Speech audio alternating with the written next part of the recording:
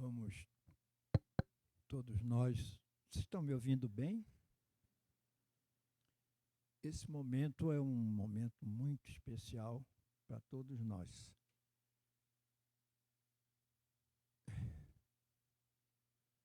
Vamos silenciar interiormente. É um momento que a gente comunga com o nosso Criador. A oração, a prece, é o elo de maior sintonia com o nosso Criador. Então, nesse momento, somos Deus e nós. Por isso, a gente já está sentindo, através dos nossos benfeitores, a presença de Deus, a irradiação de Deus. Então, nessa sintonia, nessa conexão que estamos já todos nós, nesse instante, com a presença de incontáveis benfeitores, com a presença dos nossos protetores individuais, que estão aqui nos abraçando nessa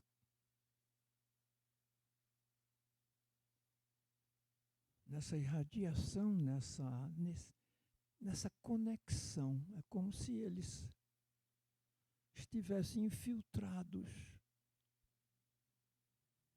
no nosso perispírito. Então, nos permitamos perceber esse companheiro que se comprometeu na nossa vinda a nos ajudar. E nesses instantes, eles aproveitam muito esse nosso sentimento. E então assim vamos todos nesse instante, unidos como estamos, abraçados como nos encontramos, com esses nossos benfeitores.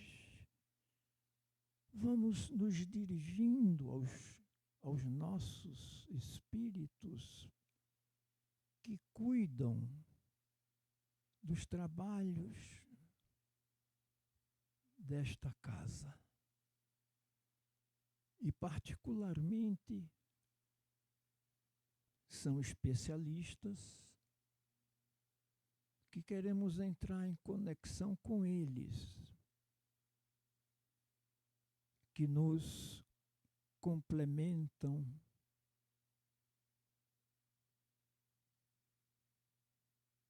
no nosso recebimento fluídico aqui na sala, nas macas. E eles todos, como nós, estamos agora alcançando mais alto para chegarmos ao nosso dirigente espiritual, Jesus, através de Ismael. Ismael, nosso querido Ismael, que cuida do nosso Brasil. Vamos abraçar Ismael. A sua irradiação Nós estamos percebendo. E ele ligado a Jesus como está. Nós vamos sim recebendo como já estamos recebendo, desde que aqui chegamos. O hálito divino, a irradiação do nosso Pai misericordioso, que nos conhece individualmente, que sabe da nossa história. Ó Pai de amor, gratos infinitamente somos por esta oportunidade e por tudo que a vida nos tem oferecido nesta caminhada evolutiva da existência que tanto desejamos e para ela trabalhamos antes de aqui chegar. Ó Pai, nosso coração se abre nesse instante, captando a vossa energia que se distribui e presente está em todas as nossas células desse santuário biológico. E que o nosso olhar se debruce para o nosso interior, sentindo a vossa irradiação, o amor, percebendo mais profundamente, e no vosso amor mergulhamos, Pai bondoso.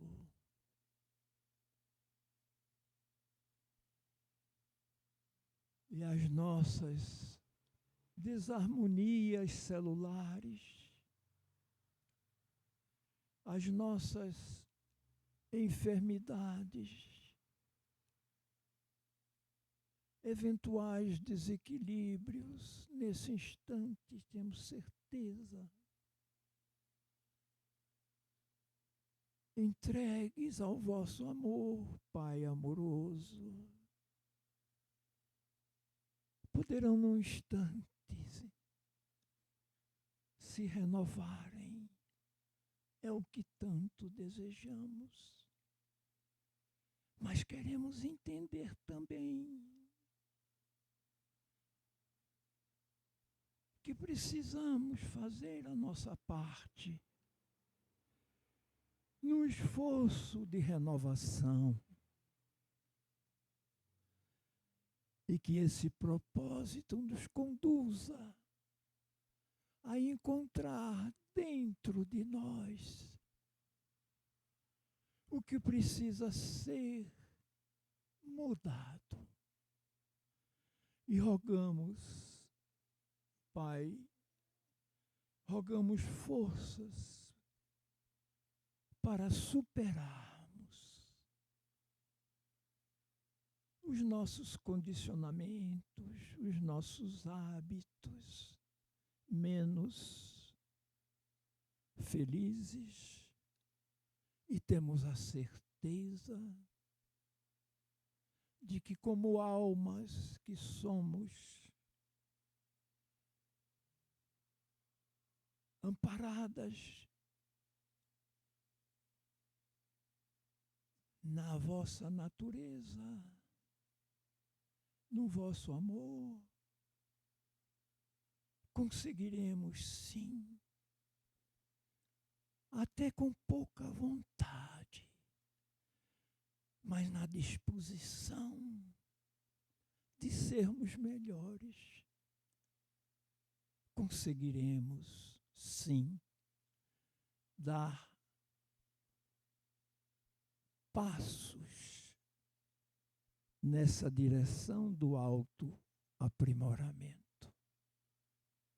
E agradecidos pelas bênçãos, dos benefícios que recebemos e que receberemos, nós damos, assim unidos, o nosso testemunho do desejo, do esforço, o mínimo que podemos empenhar pelo muito que temos recebido. Que assim seja, graças a Deus. Doutor Firmino tem a palavra. Eu acho que eu vou fechar aqui para melhorar a imagem.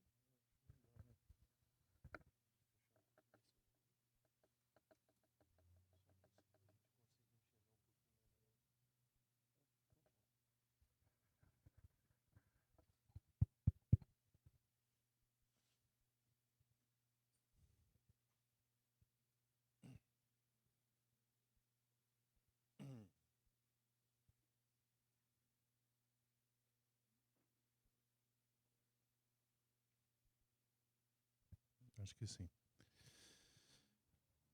Bom dia a todos. Me escutam bem aí atrás? Bem?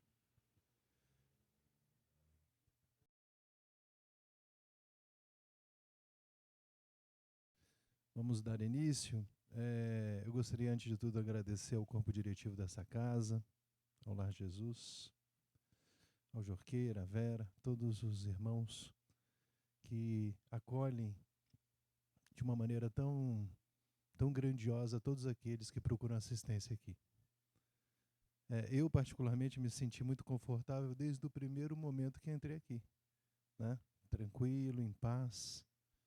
E eu espero que vocês, ao final dessa jornada de hoje, vocês possam sair daqui, de fato, muito melhores do que quando aqui chegaram. Eu queria agradecer também em nome da nossa casa, a Casa Assistencial São Francisco de Assis, no qual estou representando todos os tarefeiros aqui, eu e o Dr. Ney, né? E também deixar a nossa casa de portas abertas para vocês, caso queiram conhecer as nossas atividades. Bom, quando eu recebi o convite para estar aqui com vocês hoje, eu não recebi um tema específico para poder expor a vocês. Então, como as nossas duas casas têm muita coisa em comum, principalmente a cura espiritual, que é o que a gente vem buscar na maioria das vezes nas casas espíritas, não só a cura espiritual, a cura física também. Então, nós vamos fazer uma apresentação que será dividida em 3 etapas. Primeiro, nós vamos conhecer o nosso corpo físico, esse nosso invólucro carnal que nós recebemos durante a nossa encarnação. Depois, nós vamos falar um pouquinho sobre os mecanismos de cura espiritual. E por último, nós vamos falar sobre a origem das doenças físicas. Por que eu adoeço e de que forma eu consigo fazer para que eu possa de fato melhorar e não adoecer. Então, tem umas coisas interessantes, a gente pode até melhorar a nossa pressão arterial sem, às vezes, ter a necessidade de tomar uma medicação específica. Então, isso tudo a gente vai ver a partir de agora. Então, meus irmãos, nós vamos começar primeiro, deixa eu ver se eu consigo aqui. Agradecer. Agradecer a oportunidade da vida, agradecer a oportunidade de podermos ter despertado hoje pela manhã e agradecer a oportunidade de estar aqui com vocês. E agradecer a essas 3 importantes figuras que sempre nos acompanham em todos os nossos momentos. Primeiro, sem dúvida nenhuma, Jesus, nosso mestre maior, nosso maior exemplo a ser seguido. Depois, como somos um centro de cura, um centro de tratamento, sem dúvida nenhuma, a influência e a importância de Bezerra de Menezes entre nós.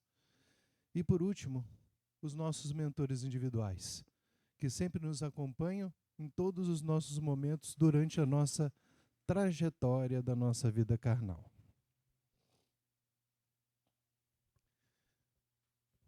O estudo da anatomia humana. Nós temos aqui o que é a anatomia humana, né?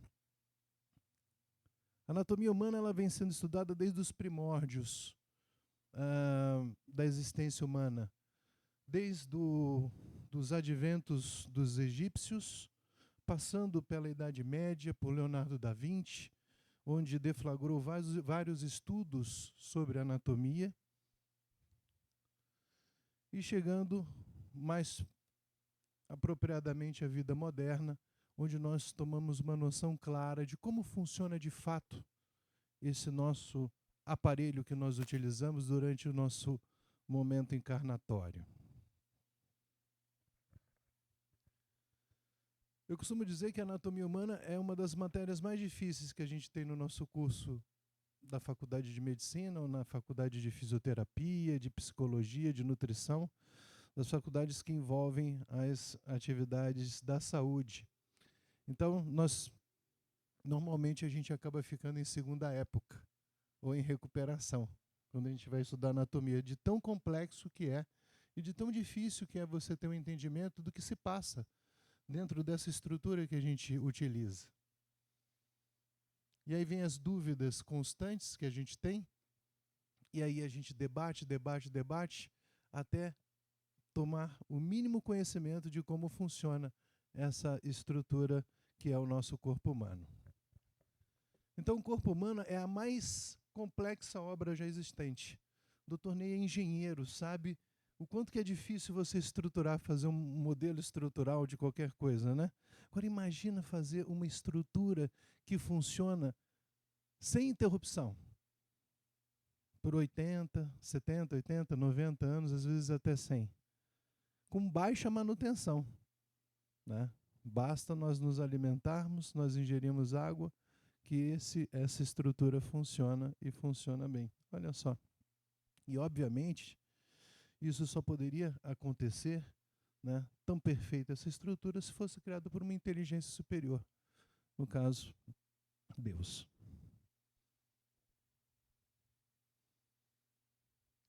Então, só para vocês entenderem a complexidade do que vocês carregam diariamente, que é o corpo físico de vocês, olhem só que coisa interessante. Eu trouxe algumas situações que eu tenho certeza que vocês vão ficar de boca aberta.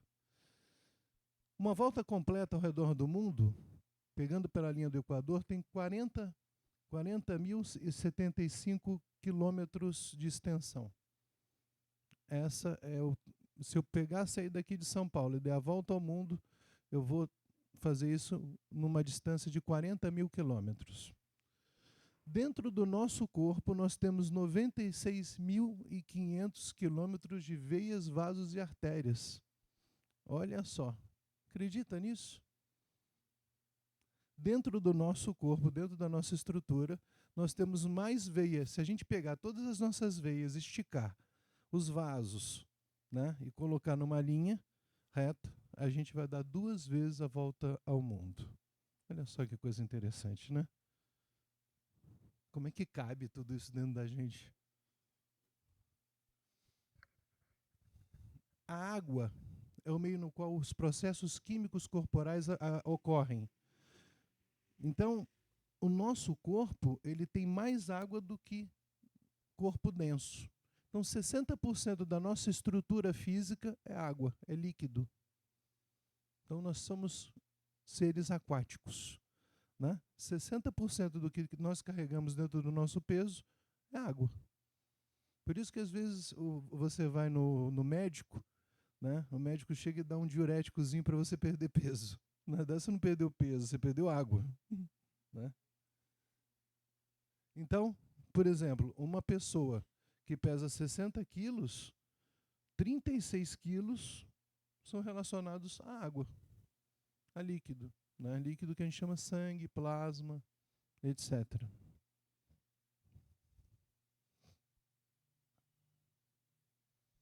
Possuímos 206 ossos. 206 ossos. Concentrados em grande parte na nossa calota craniana, que junta vários ossinhos e formam toda essa estrutura do crânio. 206 ossos. Por isso que as clínicas ortopédicas estão sempre cheias, né, de tanto osso que a gente carrega dentro do nosso corpo físico. 650 músculos fazem com que a gente se movimente. Então nós temos 206 ossos e 650 músculos, né? E a gente achava que era só o músculo da perna, do braço, do tórax. Tem muito mais do que a gente imagina, né? O cérebro humano, que nós carregamos dentro da nossa calota craniana, tem exatamente 86 bilhões de neurônios. 86 bilhões. Só para a gente ter uma ideia em relação a números, né? No planeta Terra nós temos 8,5 bilhões de pessoas. Dentro da nossa craniana, dentro do nosso cérebro, nós temos 86 bilhões de neurônios. É neurônio para burro, né? Cabe. Pior que cabe. O corpo físico, nosso corpo físico, essa estrutura que nós temos, tem cerca de 100 trilhões de células. É muita célula, gente. 100 trilhões de células. Só a título de comparação, a Via Láctea tem 300 bilhões de estrelas. Ou seja, nós temos mais do que 100 vezes, muito mais do que 100 vezes a Via Láctea em relação ao número de células. Então, para que a gente possa montar, para que Deus pudesse montar um corpo físico, ele juntou nada mais nada menos que 100 trilhões de células. Condensou, apertou, botou na forma e nasceu. E o nosso coração? Olha só que máquina fantástica. Também requer baixa manutenção, viu? É só se alimentar bem, fazer atividade física, comer adequadamente, que ele dura bastante. Mas olhem só que interessante. Durante os 70 anos de vida, em média, o coração bate em torno de 2,5 bilhões de vezes. 2,5 bilhões de vezes. Há um ritmo, em média, de 70 batimentos por minuto. E bombeia cerca de 224 milhões de sangue ao longo de toda a nossa existência. É muito mais do que as cataratas do Niágara ou do que Foz do Iguaçu. Olha só. Isso no caso do homem, da mulher, 295 milhões. A mulher é sempre superior ao homem, né? Inclusive nos números, na quantidade de sangue que ela injeta no seu coração. E tem uma expectativa de vida maior. A nossa bomba vital movimenta o equivalente a 435 toneladas de sangue até que, enfim, pare de funcionar. Gente, é demais, né? Baixa manutenção. Não precisa trocar óleo, não precisa fazer revisão no mecânico, só no médico de vez em quando.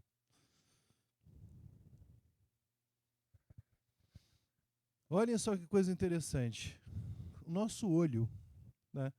O nosso olho, ele pisca, em média, 25 mil vezes por dia. 25 mil vezes a gente pisca.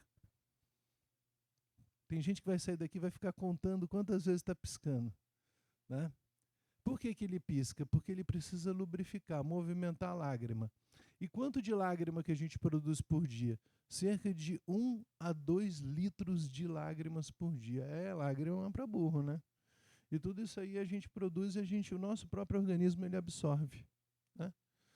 Nós respiramos cerca de 5 litros de ar. Porém, somente meio litro é renovado a cada respiração.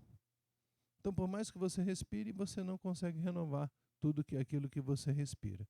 Como a frequência respiratória é cerca de 15 vezes por minuto, nós respiramos em torno de 450 litros de ar em 1 hora. 10.800 litros de ar por dia e 3,9 milhões de litros de ar em 1 ano. Como nós respiramos, né? Como é importante o ato de respirar, ele é fisiológico. Muito bem. Então, entendendo essa complexidade do nosso corpo, né, a quantidade de veias, a quantidade de ossos, a quantidade de estrutura muscular, que nós somos mais preenchidos de estruturas de líquido do que de estruturas sólidas, Vamos entender mais ou menos como é que a gente consegue dividir o nosso corpo humano. O nosso corpo humano, ele é dividido em cabeça, tronco e membros, né? Então nós temos a cabeça, na cabeça nós temos a estrutura do crânio e da face e do pescoço, na parte do tronco nós temos o tórax, o abdômen e a pelve. E os membros são os membros inferiores, que são as pernas, e os membros superiores, que são os braços.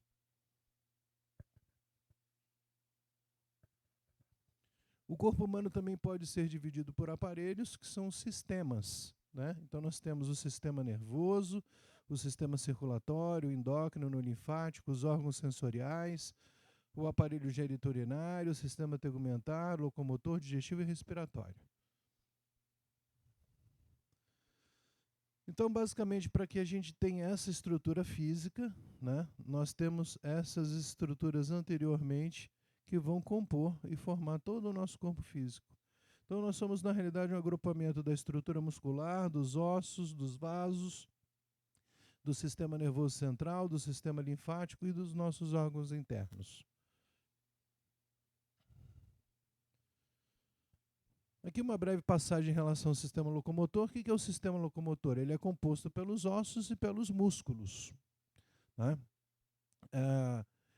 Com esse conjunto da estrutura óssea e da estrutura muscular, nós conseguimos produzir todo o movimento do nosso corpo físico, né?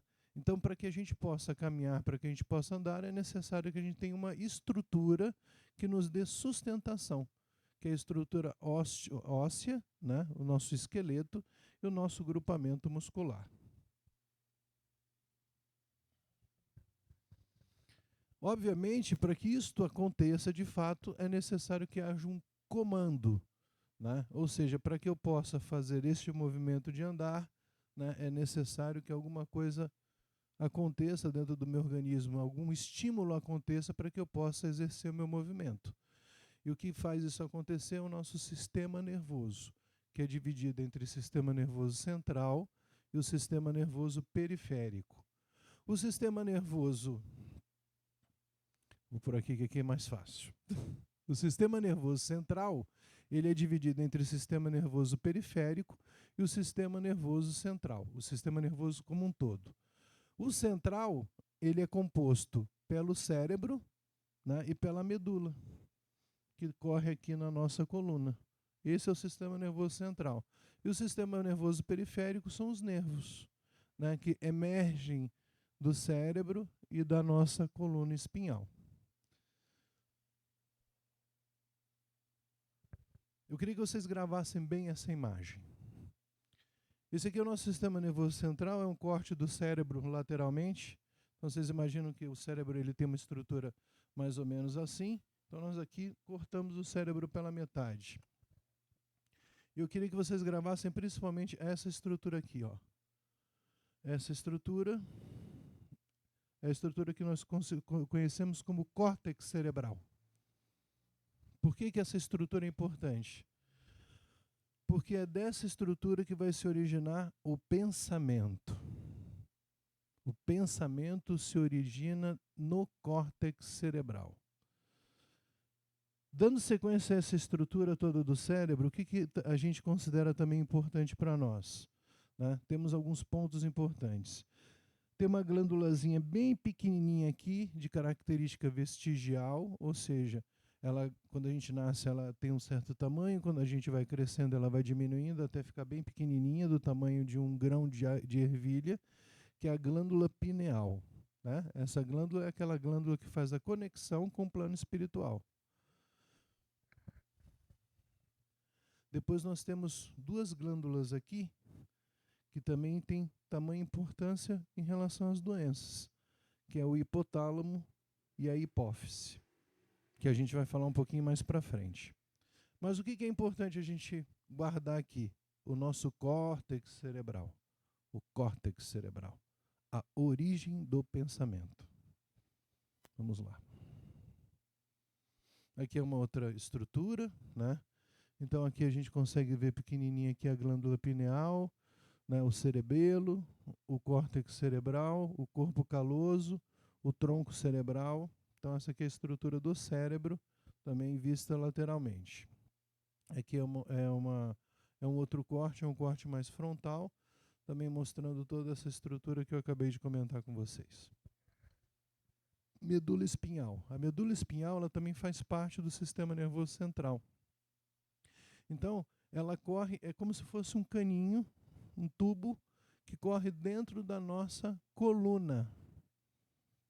Então, a nossa coluna é uma estrutura óssea dividida em 33 vértebras. Nada por acaso, 33. Né? Então, ela é dividida em 33 vértebras. Então, são as vértebras cervicais, as vértebras torácicas, as vértebras lombares e as vértebras sacrais. Então, olhem só que interessante. Né? Muitas pessoas têm dor na coluna. Quem tem dor na coluna aqui? Um monte de gente, né? Um monte de gente tem dor na coluna. Muitas vezes isso acontece, gente, porque existe o quê? Na maioria das vezes, com o passar do tempo, existe um desgaste dessa estrutura óssea e uma compressão desse canal medular. Então, o canal medular, existe a compressão, né, desse sistema nervoso, e através dessa coluna daqui saem nervos. E esses nervos, quando ficam comprimidos, existe a dor. Qual é o tratamento para isso? Ou a gente aumenta, obviamente que essa estrutura óssea ela é cercada de um grupamento muscular, ou a gente fortalece esse grupamento muscular, ou então, em algumas vezes, a gente tem que fazer uma operação, uma cirurgia, para que haja o relaxamento dessa estrutura óssea aqui. Tá? E quando existe aquela situação da pessoa ficar paraplégica ou tetraplégica por acidente, por trauma, né? É quando existe uma ruptura dessa estrutura que corre dentro da nossa coluna, tá? Que é a nossa medula. Então, quando existe uma ruptura ou uma lesão por trauma, né? Então, dependendo do local que isso acontece, a pessoa pode ficar, no caso, se for nas vértebras cervicais, tetraplégica, ou se for nas vértebras torácicas, na maioria das vezes, paraplégicas. Por isso que é importante a gente tomar conta da nossa coluna. O nosso sistema nervoso periférico ele é responsável por situações, né, que muitas vezes a gente nem pensa em comandar. Ninguém pensa e fala assim, agora eu preciso respirar. Vocês fazem isso? Agora eu preciso fazer uma inspiração. Agora eu preciso soltar o ar. Não, isso é automático, né? Isso é autônomo, né? Da mesma maneira a parte do coração. Ninguém fala, coração, agora é a vez de contrair. Coração, agora é a vez de relaxar. Coração contrai, coração relaxa. Não. Então isso acontece automaticamente. Da mesma maneira, o intestino, quando ele se contrai, né, para eliminar as fezes, o estômago, o esôfago, são situações de contração involuntária. Então, o nosso sistema nervoso periférico ele é dividido em autônomo, em simpático e parasimpático. Então, tem uma parte que ele é automático e tem uma parte que a gente realmente comanda. Né? Por exemplo, eu quero andar, então eu vou andar. Então, eu estou comandando. Né? Mas respirar eu não comando. Né? Às vezes eu quero respirar. Vou respirar fundo, né? Estou ansioso. Né? Então, às vezes a gente fica ansioso, a gente quer respirar fundo.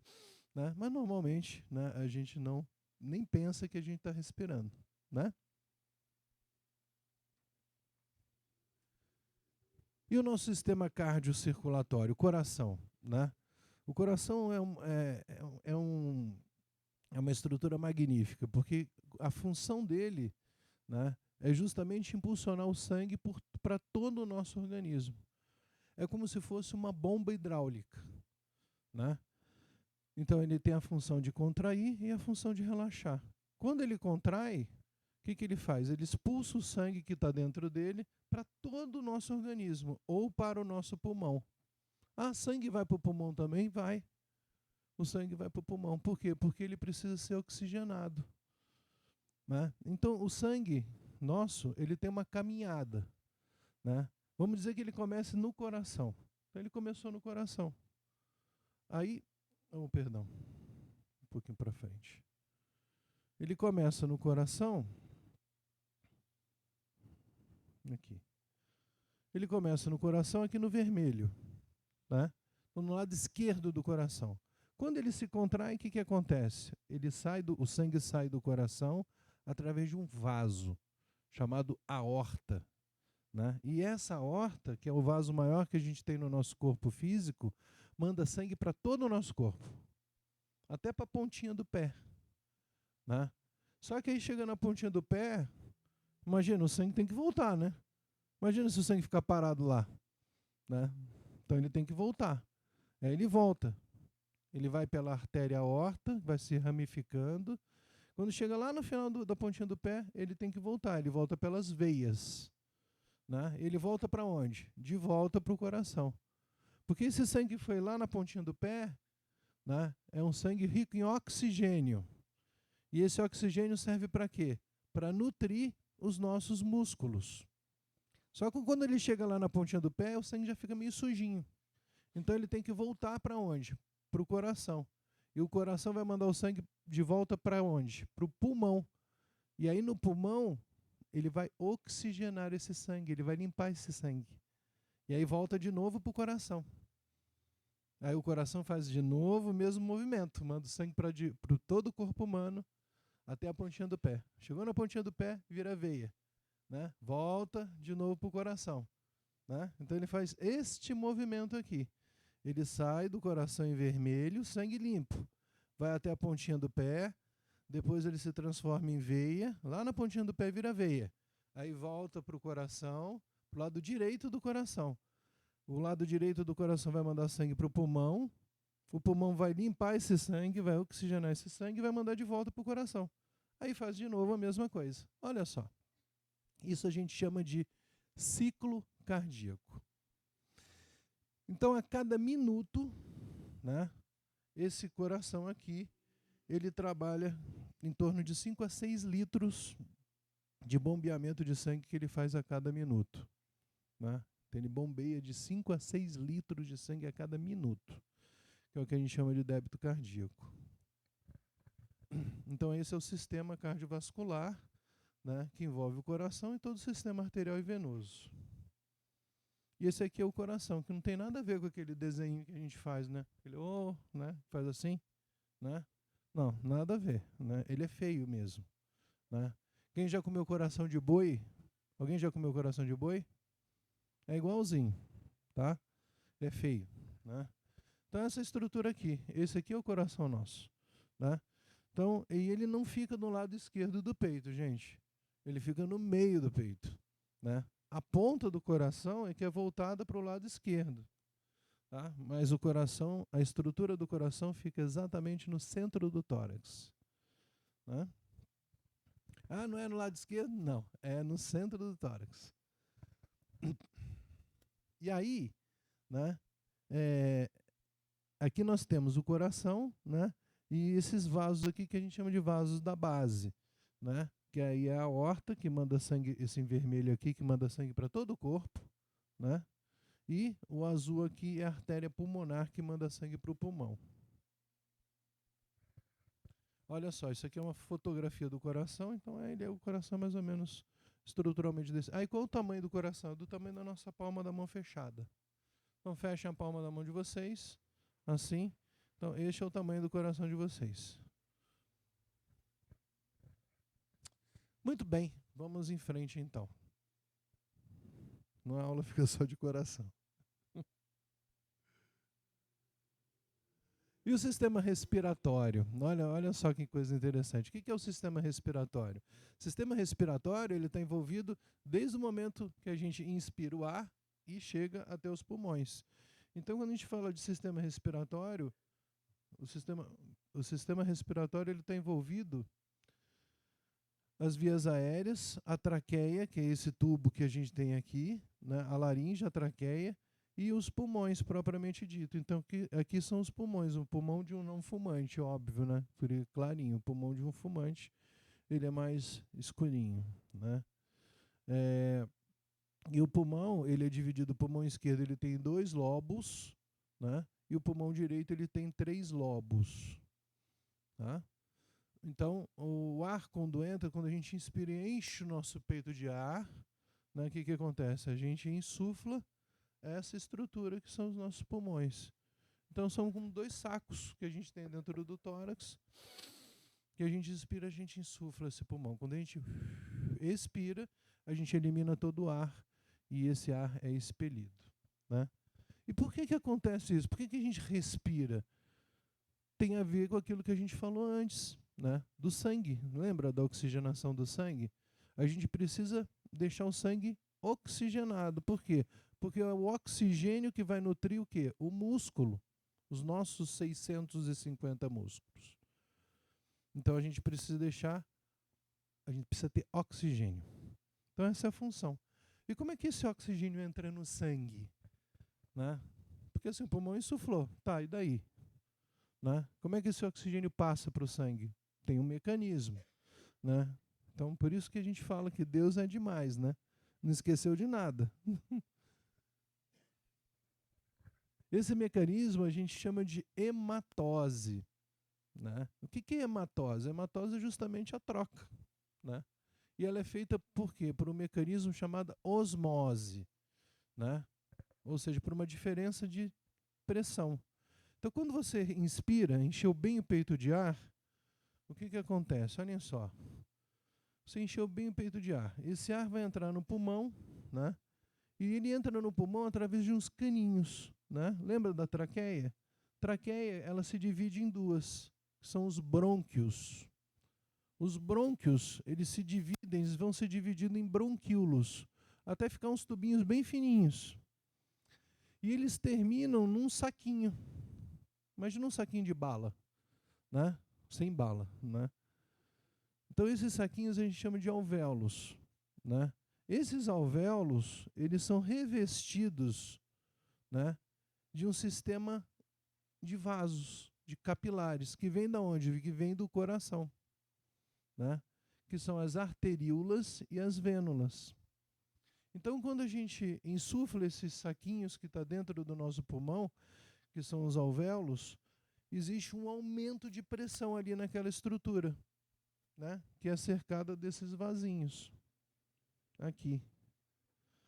E aí o que acontece? O oxigênio que está aqui dentro, né, por essa diferença de pressão, passa para dentro do vaso. E o que está dentro do vaso, que é o gás carbônico, volta para o alvéolo e é eliminado pelo pulmão. Olha só, isso a gente chama de troca gasosa. Então, quando eu inspiro, eu puxo o oxigênio, esse oxigênio insufla esses meus saquinhos, que são os alvéolos, que são revestidos por vasos, né? E pela diferença de pressão, né, esse oxigênio sai do alvéolo, vai para o vasinho, né? E o que está dentro do vasinho, que é o gás carbônico, vai para o alvéolo. E aí existe a troca. E aí esse sangue que está oxigenado, o que acontece? Ele volta para o coração, né? Renovado. E aí ele cai na grande circulação, vai até a pontinha do pé e etc. Nós temos também o sistema gastrointestinal, que eu não vou me deter, mas o sistema gastrointestinal, só para vocês terem uma ideia, né? Ele também começa na boca, ele vai para o esôfago, que é o tubo que conecta, né, as vias aéreas, vai para o estômago, né, vai para as alças intestinais, até ser eliminado em fezes, o alimento, né? Então, é como se fosse uma esteira de produção. Nós ingerimos o alimento, esse alimento ele é todo digerido, ele cai numa bolsa chamada estômago. Nessa bolsa chamada estômago ele começa a ser processado, porque os ácidos começam a interagir com o alimento. Aí pega uma parte desse alimento que está lá, entra dentro do organismo. Aonde? Em que fase? No intestino. Ele começa a ser absorvido. E aquilo que é reserva, que nós não vamos aproveitar, se transforma em fezes e é eliminado através do reto e do ânus. Então é como se você pegasse uma esteira de produção de alimentos, né? Você vai lá com a matéria bruta, né, e vai melhorando ela, e o que é ruim, o que não serve, é eliminado, e o que serve a gente guarda. Guarda onde? Dentro do nosso organismo.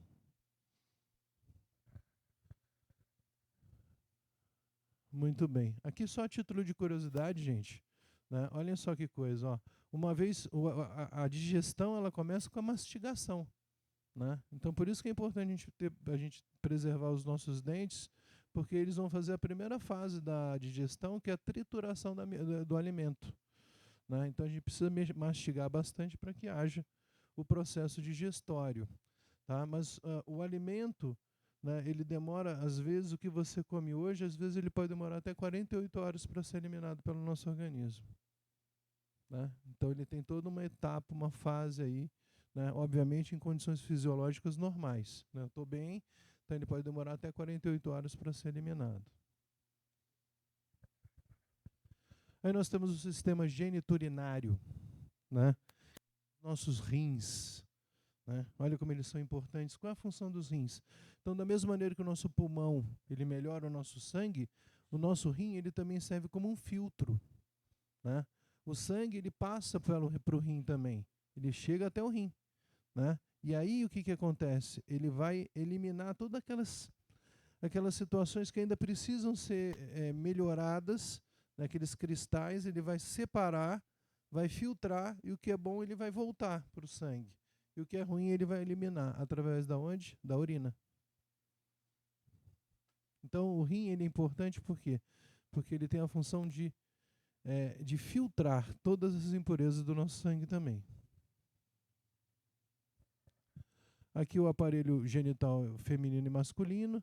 O sistema linfático. O que é o sistema linfático? Dentro da gente, a gente tem um sistema que corre junto com o nosso sistema arterial e venoso. Esse sistema linfático ele vai carregar a linfa, né? E vai carregar as células de defesa do nosso corpo físico, né? Que são os linfócitos. Então, o sistema linfático, a função dele é produzir a linfa e produzir as células T, né, que é o nosso sistema de defesa do nosso organismo. Porque senão a gente ficaria doente toda hora, e a gente não fica doente toda hora, né, embora a gente conviva com bilhões de bactérias. Até dentro do nosso organismo existem bilhões de bactérias, né?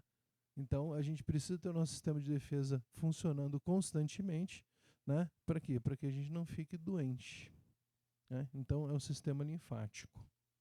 Só um passant. E o sistema neuroendócrino, né? Aquilo que a gente falou, lembra que a gente falou alguns slides atrás em relação ao cérebro, que a gente cortou o cérebro e falando de duas glândulas importantes, que a gente voltaria agora, que seria a hipófise e o hipotálamo. Essas glândulas, elas produzem hormônios, que têm múltiplas funções, né?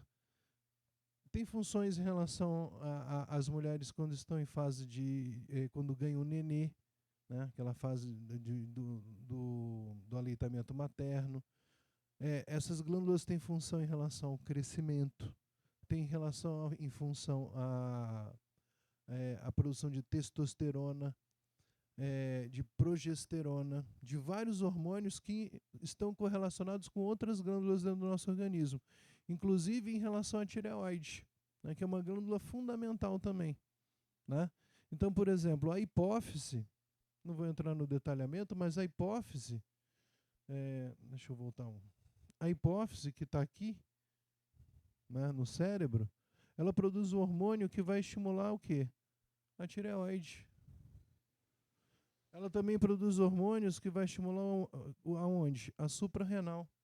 Então, elas têm interface, né, em todo o organismo.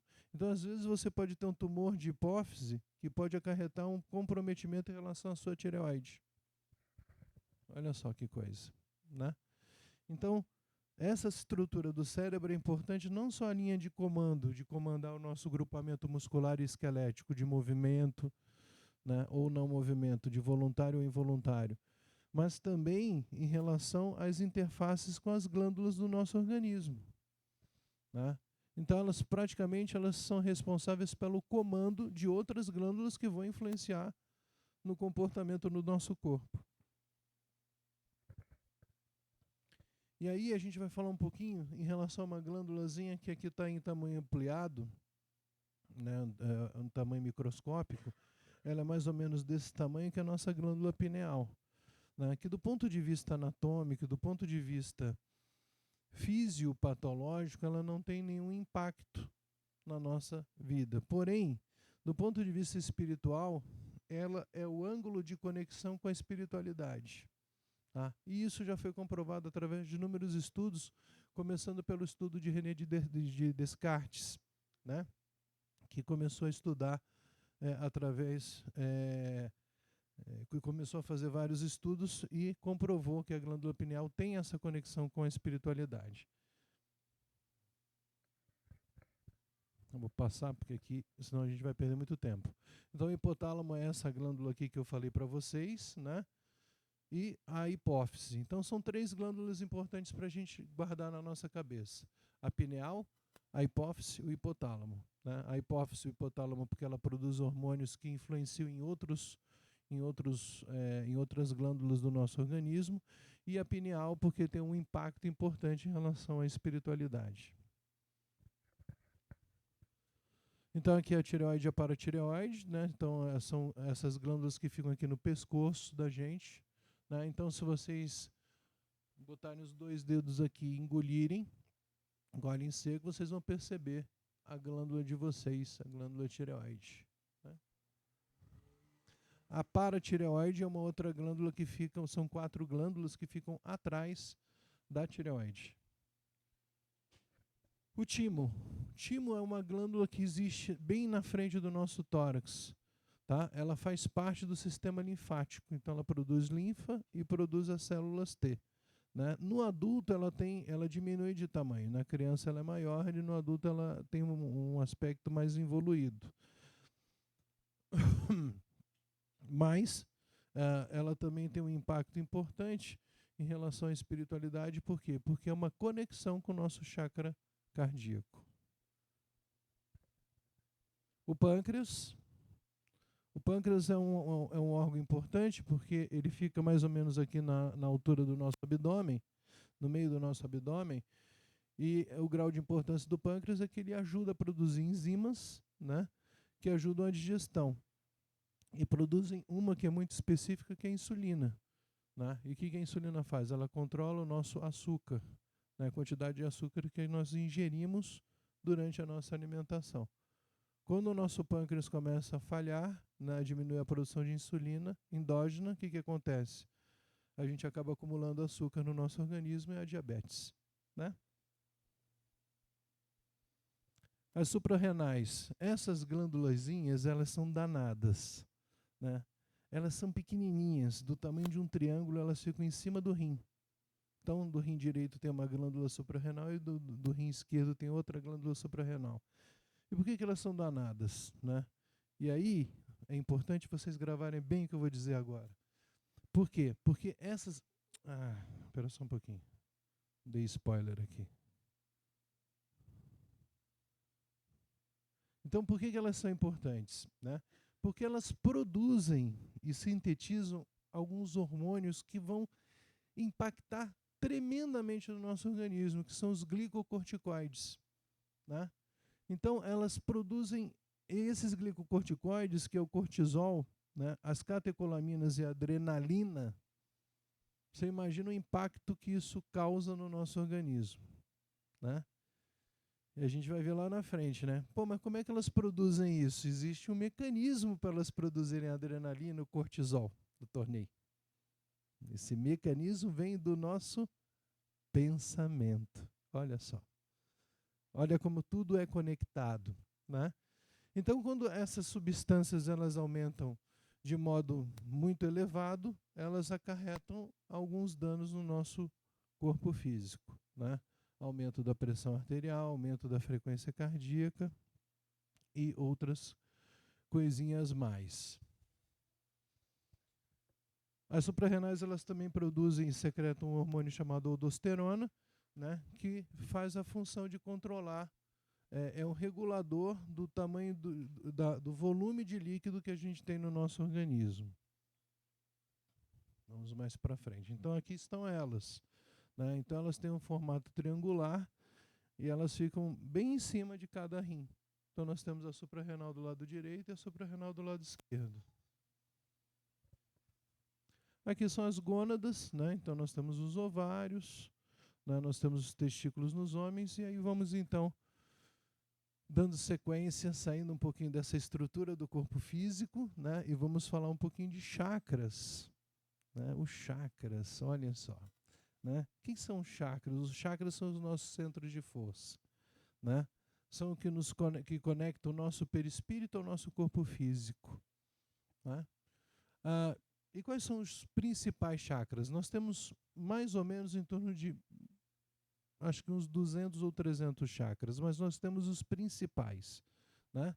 Então nós temos o chakra coronário, o chakra frontal, coronário esse aqui de cima, coronário, né? Os coronários a gente pensa em coronária, né? Do coração, não. Coronário aqui em cima.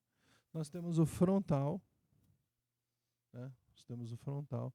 Nós temos o laríngeo, aqui na altura da tireoide. Olha a correlação das glândulas, né? Laríngeo, tireoide. Frontal, hipófise. Coronário, pineal. Cardíaco, timo. Não é isso? Cardíaco, timo. Esplênico, né? Esplênico, baço e pâncreas. Gástrico, estômago. Básico, sistema geniturinário. Genésico, ânus e reto. E qual a influência desses chakras em relação ao nosso corpo físico? Existe uma interação. Então, vocês observam que existe essa interação. A gente observa aqui nesse próximo slide, olha só. Olha aí a interação. Olha aí, doutor Ney, a interação, né? Então, o chakra coronário com a nossa pineal, o chakra frontal com a hipófise, o chakra laríngeo com a tireoide, o chakra cardíaco com o timo, o chakra gástrico, o chakra esplênico com o pâncreas, né, e o baço, né, o chakra o chakra genésico com as nossas vias urinárias, né, e o básico, né, básico com o reto e com o ânus. Então, acho que essa foto traduz bem e vai de encontro à espiritualidade. Quando a gente faz a nossa abordagem do tratamento em maca, normalmente os mentores, os sensitivos, acabam abordando esses chakras aqui, né, e automaticamente, né, tratando esses órgãos que nós estamos citando agora. Muito bem, então vamos agora para a nossa segunda parte, falar um pouquinho de ondas vibracionais. O que são as ondas vibracionais? São os nossos pensamentos, né? Então toda essa estrutura que a gente falou até agora, corpo físico, o cérebro, o coração, os músculos, os ossos, os órgãos internos, as glândulas, tudo isso é muito bonito, mas isso precisa ter algo mais para acontecer, né? O que é o algo a mais para acontecer? São os nossos pensamentos. E os nossos pensamentos, se a gente for falar da nossa estrutura física, eles começam naquela parte do cérebro, lembra que a gente passou? O córtex. O córtex origina o pensamento. Mas o pensamento vem da onde? Quem chuta da onde vem o pensamento? Se a gente esqueceu o corpo físico. Vem do espírito, né? O pensamento nosso nada mais é do que o nosso espírito comandando o nosso corpo físico, né? A interação, né, acontece no córtex, mas ele tem uma origem, o pensamento. E o pensamento é o nosso espírito, que comanda toda essa estrutura que a gente falou. Olhem só que interessante, né? E o nosso pensamento, ele é subdividido em ondas vibracionais. Então, quando eu tenho bons pensamentos, eu tenho ondas vibracionais mais suaves. Quando eu tenho pensamentos mais agressivos, eu tenho ondas vibracionais mais densas.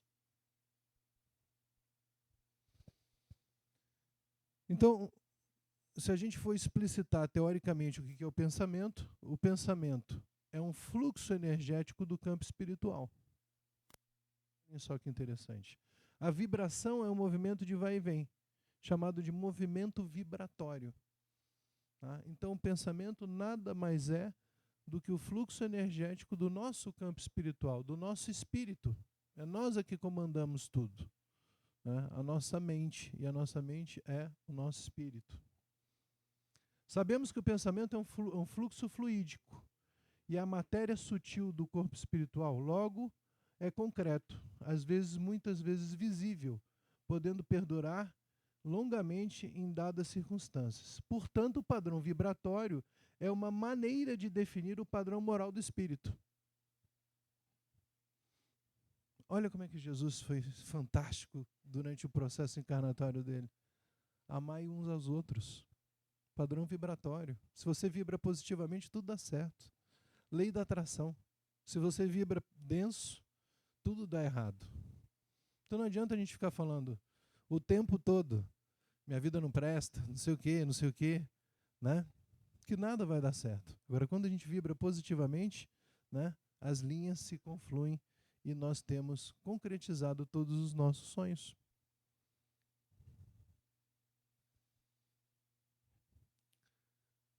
Vamos para frente.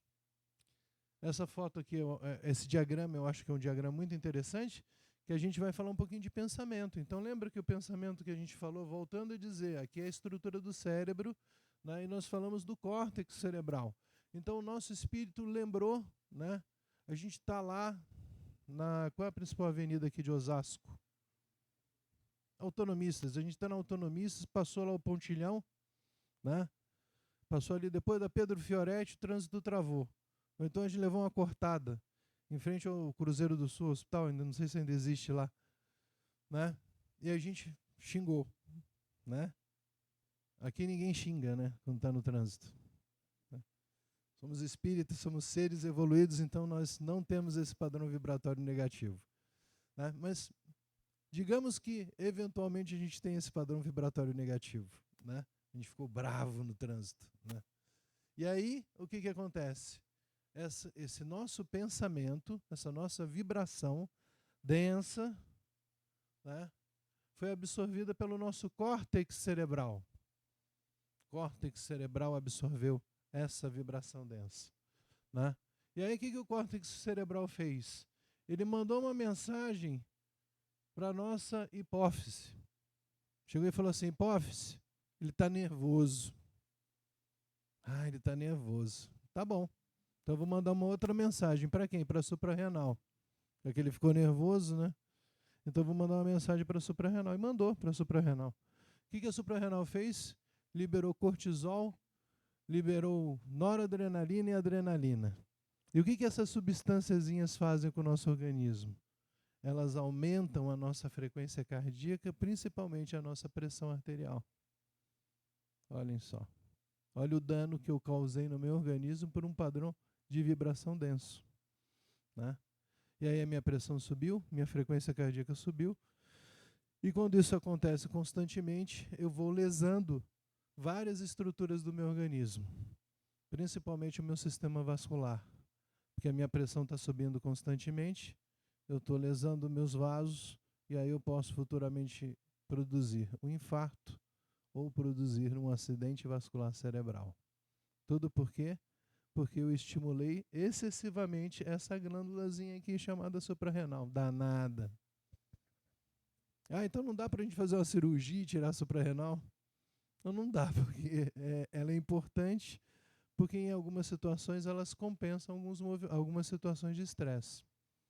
Tá? Mas quando a gente está estressado, então por que é importante a gente manter um padrão de vibração dentro do que a gente considera legal?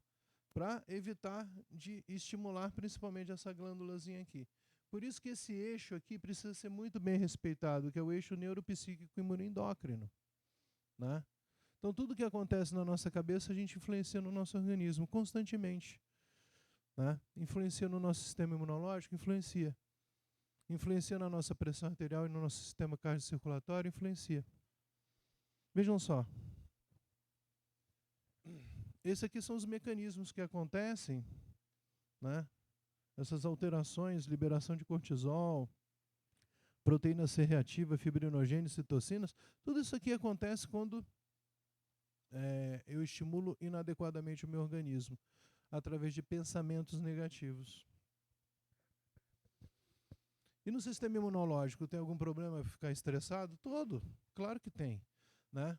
Um tema diz respeito diretamente à psiconeuroimunologia.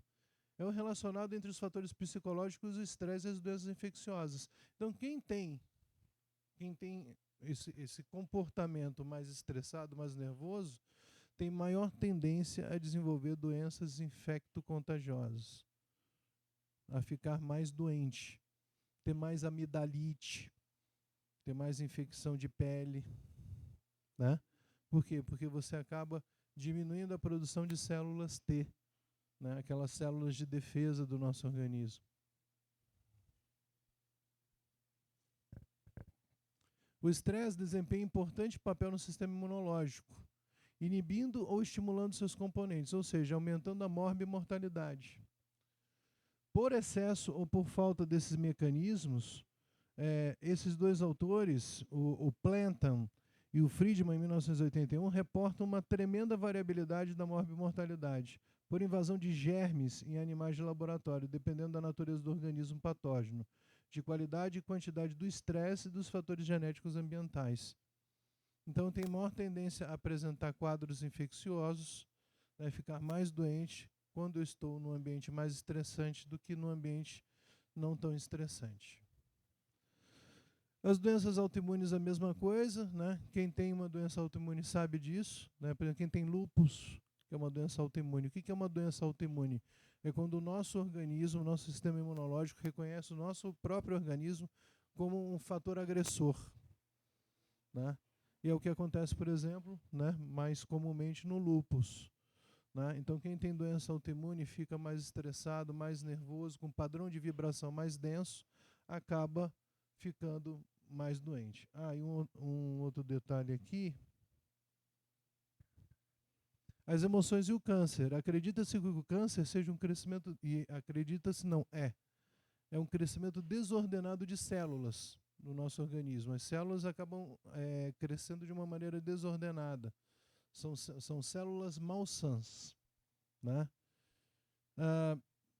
E essas células, né, elas desencadeiam por influência de fatores estressantes, da mesma forma que ocorre com as doenças autoimunes. Então, à medida que eu vou ficando mais nervoso, o meu corpo ele produz células constantemente, né? Nós estamos em constantes mutações, né? Então, a probabilidade de eu ter uma mutação, um desdobramento celular inadequado, é muito grande quando o meu padrão de vibração é ruim. Aqui a importância, esse slide, não sei se eu lembro que a gente foi lá na Escola Paulista, a gente foi num evento, acho que o senhor estava, o senhor, no Santa Catarina, faz um tempo já. Né? E aí eu fiz um recorte desse estudo aqui que eu achei interessante, que é um modelo de pessoas que têm um comportamento mais religioso, e aí não importa qual é a religião, gente. Pode ser católico, espírito, bandista, candomblé, evangélico, não importa. Mas as pessoas mais religiosas, elas têm uma tendência menor a desenvolver doenças. Olha só que coisa interessante. Né? Até pela conexão. E aqui mostra bem, ó. Você tem as pessoas mais religiosas, elas têm um comportamento social mais adequado, elas ficam mentalmente menos doentes e elas têm menor possibilidade de desenvolver uma série de doenças. Muito bem. Então a gente já percebeu que tudo está relacionado à linha nossa de pensamento, nosso padrão vibratório. Nós já entendemos mais ou menos como é grandiosa a nossa estrutura física, né, o nosso comportamento de anatomia. E para finalizar a nossa apresentação, nós vamos falar um pouquinho do que acontece dentro de um centro espírita. Né? O que acontece no centro espírita? Legal, eu entendi tudo.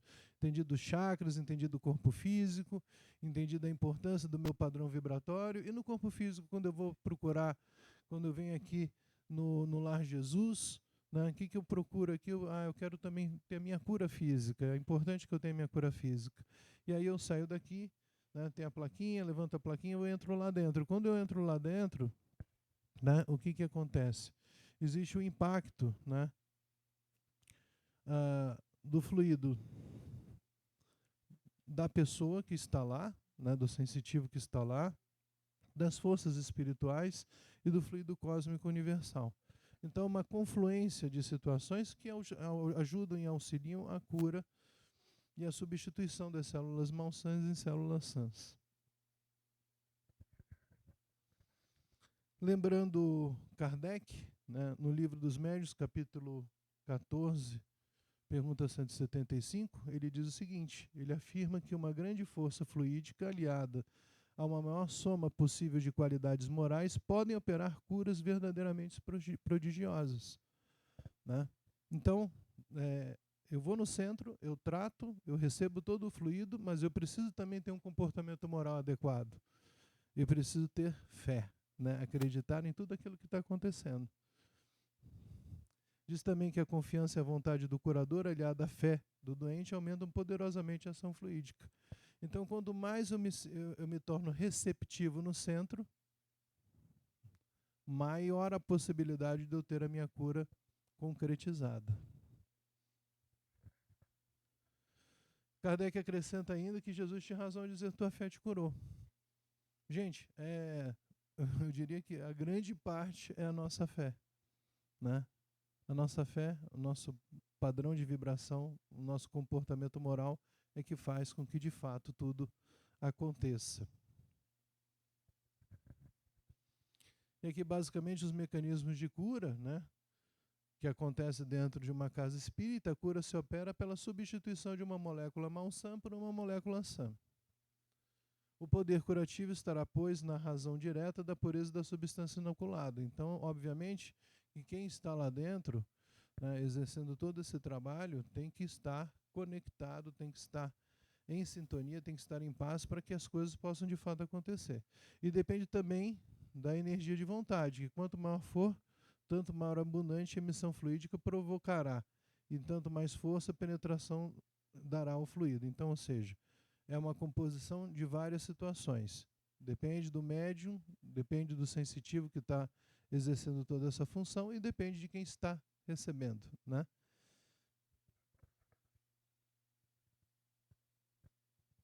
Acho que está acabando. Eu deixo para vocês uma frase, né, do livro Nos Domínios da Mediunidade, né, quando Alexandre responde a André Luiz e diz o seguinte: apenas o doente convertido voluntariamente em médico de si mesmo atinge a cura positiva.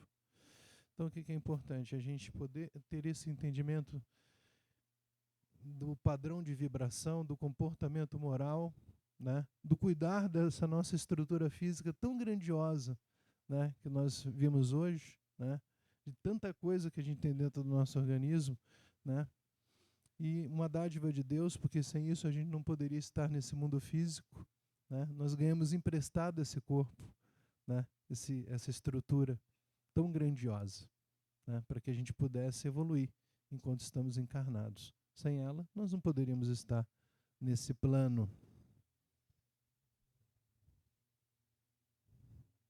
E aí, para finalizar, uma lembrança do grande médico que foi nosso mestre Jesus, e da frase que ele disse, né, e de dizer a João: os cegos veem, os doentes são curados, os surdos ouvem, o evangelho é anunciado aos pobres. Reconhecei minhas obras e julgai a árvore pelo seu fruto. Queria agradecer muito a oportunidade de estar aqui com vocês. Me coloco à disposição para qualquer pergunta. Obrigado.